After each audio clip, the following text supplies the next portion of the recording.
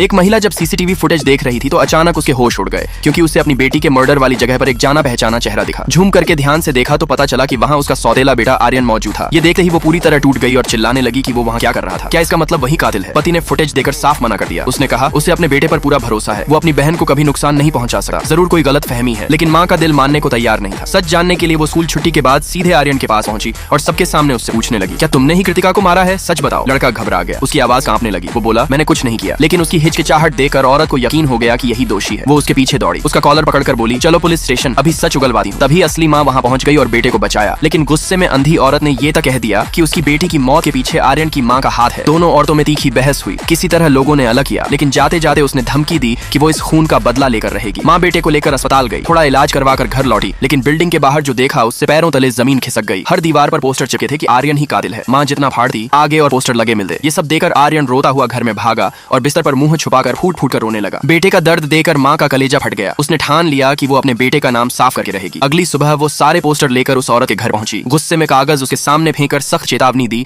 कि अगर दोबारा उसके बेटे को बदनाम किया तो वो जान की बाजी लगा देगी। तभी अचानक पुलिस की नई रिपोर्ट सामने आई और चौंकाने वाली बात ये थी कि असली कातिल कोई लड़का नहीं बल्कि एक औरत निकली। लाइक सब्सक्राइब कर देना, भगवान आपको बहुत खुशी देगा।